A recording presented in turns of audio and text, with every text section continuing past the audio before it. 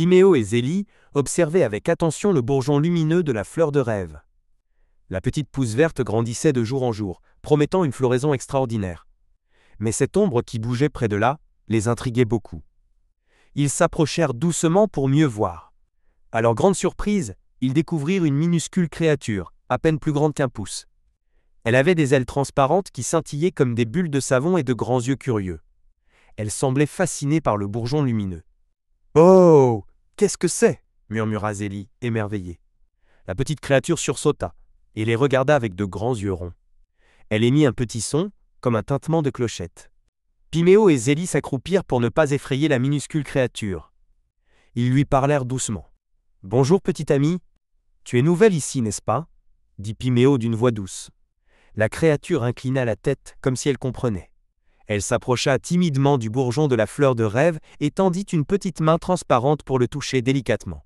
« Tu aimes la fleur » demanda Zélie.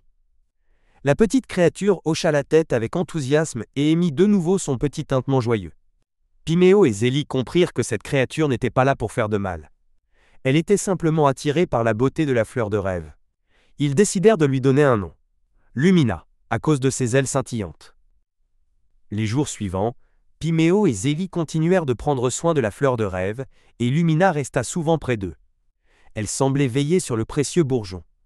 Ils apprirent que Lumina était une fée des lumières, une gardienne des fleurs magiques du jardin enchanté. Elle expliqua que la fleur de rêve était très spéciale, car elle pouvait exaucer le vœu le plus pur de celui qui la regardait éclore.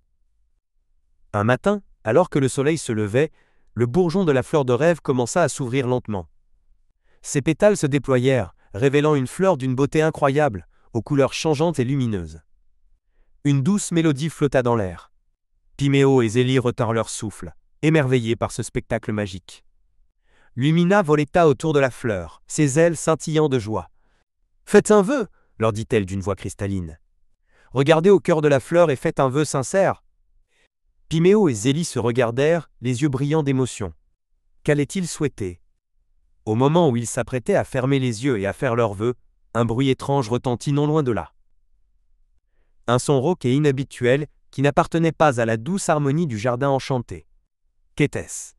Le mystère s'épaississait dans le jardin magique,